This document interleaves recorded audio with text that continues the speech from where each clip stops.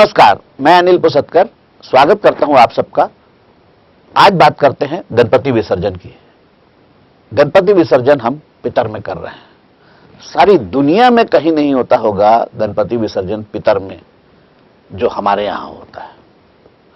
विघ्नहर्ता को हम आज विदा कर रहे हैं, कल भी विदा करेंगे और झांकियां तो पता नहीं कब तक विसर्जित होती रहेंगी।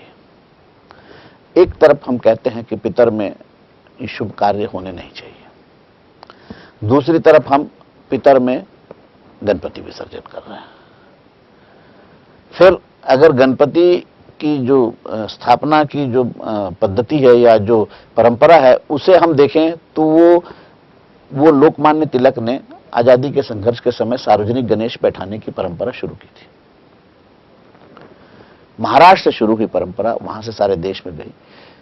वहां 10 दिन में खत्म हो जाता है। गणपति विसर्जित चतुर्दशी को हो ही जाते हैं।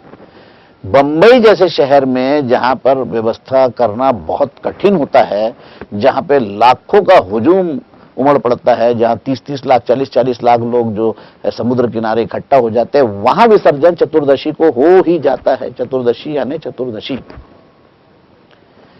हमारे यहां पता नहीं ऐसी कैसी व्यवस्था करनी पड़ती है कि चतुर्दशी खत्म, पूर्णिमा खत्म, अब पितर पक्ष शुरू। पितर पक्ष में भी आप विसर्जन कर रहे हैं। विघ्नहर्ता है, विघ्नहर्ता के साथ नियम पालन नहीं कर सकते मत करिए, मजाक तो मत। ये कौन सा तरीका है? झांकी राजनांदगांव की जब खरीदेंगे तब लाएंगे, तब तक गणपति बैठे रहेंगे, आपका इंतजार करते रहेंगे। 10 दिन के गणपति 11 दिन तक चलते हैं, 12 दिन तक चलते हैं, 14 दिन तक चलते हैं।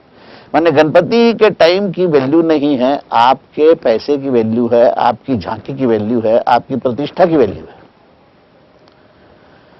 पता नहीं ये परंपरा कैसे चालू हुई। और दुर्भाग्य की बात है कि ये परंपरा जो गलत परंपरा शुरू हुई है वो चले आ रही वर्षों से। किसी ने इसमें सुधार की कोशिश की ही नहीं, कोई बोलने को तैयार नहीं। पितर पक्ष में गणपति का विसर्जन हो रहा है, उस पर बड़े बड़े धर्माचार्य भी चुप, हिंदू धर्म के रक्षक भी चुप। विसर्जन के तौर तरीके पर तो खैर बोलना ही बेकार है। जिस तरह डीजे पे डांस होता है, जिस तरह डीजे पर जो शोर शराबा और हुल्लड़ और ये होता है, फिर विघ्नहर्ता भी वैसे ही करते हैं। विघ्नहर्ता को जब आप बुलाते हो, मदद करो भगवान, विघ्न आ गया है, तो वो भी फिर डांस ही करते हैं, तो नहीं आते आपके पास। पता नहीं कैसे परंपरा शुरू हुई, लेकिन बहुत दुर्भाग्यजनक है ये परंपरा का चले आना।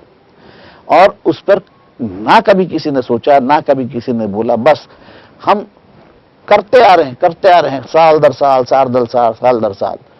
विसर्जन आज भी होगा, विसर्जन कल भी होगा। ये तमाशा दुनिया में कहीं नहीं होता। आप अगर नियम पालन कर सकते हैं तो बहुत अच्छी बात है। धर्म है वो, आस्था है वो, सिर्फ प्रदर्शन नहीं है। अगर आप उसे प्रदर्शन की चीज मानते हैं, अगर आप उसे धर्म नहीं मानते, अगर आपके लिए वो महज एक शो बिजनेस है, तो फिर आप करिए, फिर कोई दिक्कत नहीं। फिर आप 15 दिन नहीं, आप पितर नहीं, कि आप पितृमोक्ष अमावस्या के दिन करिए, कोई आपको रोकने वाला नहीं। लेकिन अगर उसके साथ अगर आपकी आस्थाएं जुड़ी है, लोगों की आस्थाएं जुड़ी, लोगों का विश्वास जुड़ा है, तो फिर थोड़ा तो नियम का ख्याल रखना चाहिए। इस उम्मीद के साथ कि प्रदेश में जो विघ्न आ रहे हैं प्रदेश के, हो सकता है विघ्नकर्ता अपने मजाक के कारण उसका हरण ना करते हो। तो आने वाले साल या उसके बाद वाले साल या कभी भी कोई तो इस बारे में सोचेगा, कोई तो इस बारे में उंगली उठाएगा, कोई तो इस परंपरा को सुधारने की कोशिश करेगा, इस उम्मीद के साथ कि गणपति बापा को पितर में जाना ना पड़े। मैं अनिल पुसतकर, आपको यह कार्यक्रम कैसा लगा बताइएगा जरूर। मेरा नंबर है 9425203182।